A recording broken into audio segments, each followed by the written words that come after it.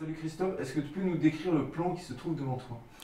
Oui, bonsoir. Écoute, c'est le plan du centre-ville de Chamonix qui a été travaillé depuis plusieurs mois maintenant, qui est en fait le schéma directeur pour le développement du centre-ville et qui reflète les grands enjeux que la vallée doit affronter pour ces 10 prochaines années, 10-15 prochaines années. Le premier enjeu, c'est la circulation.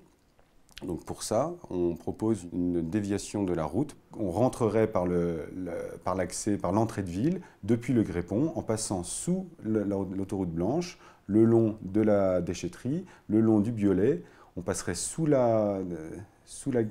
rails du Montanvert et on ensuite longerait, en prenant à droite avant le pont, on longerait la voie de chemin de fer sous la route des Cristalliers pour ensuite franchir les voies ferrées et revenir sur la route depuis le bois du Boucher, pardon.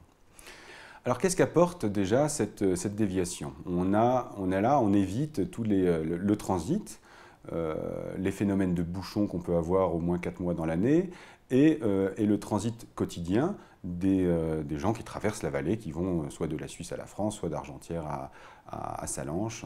Donc on a libéré le centre-ville d'un trafic important.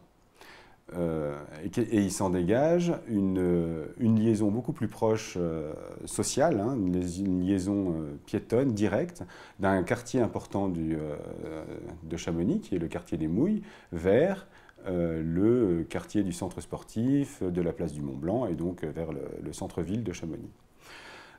Ça nous permet aussi de redonner un véritable sens à cette place du Mont-Blanc.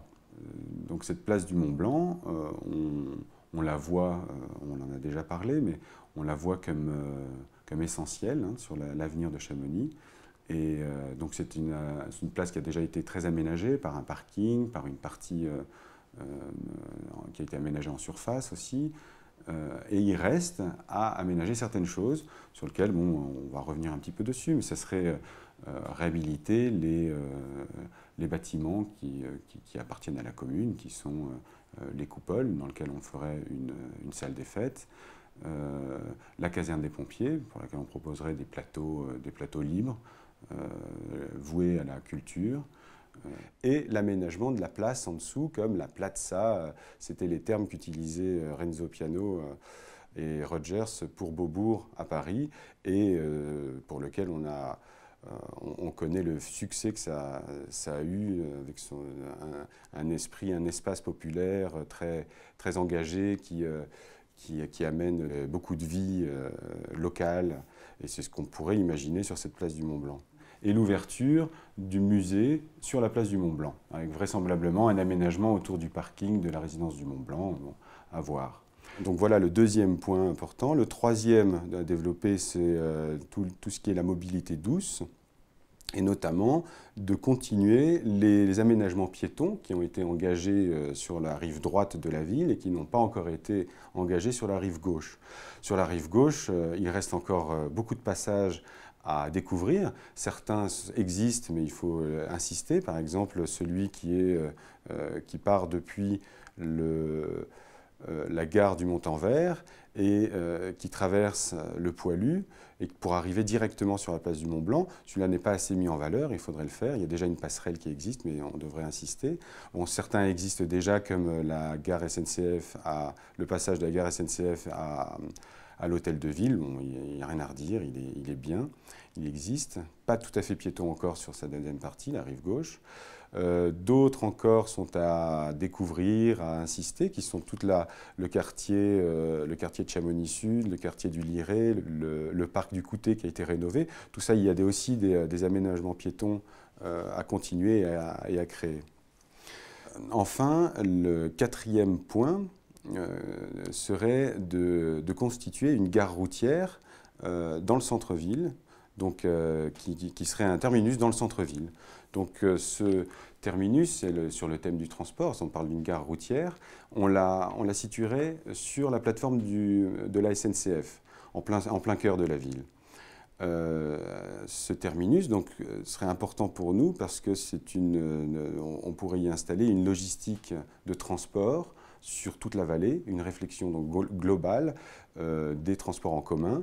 Ça nous semble d'autant plus important, cette gare routière, ce centre névralgique, encore une fois, cette logistique centralisée autour du transport, parce qu'on peut y apporter une réflexion sur la mobilité douce, notamment les vélos, la SNCF, l'utilisation de tous les prochains modes de transport qui seront mis à notre disposition, vraisemblablement avec des véhicules électriques et ce genre de développement.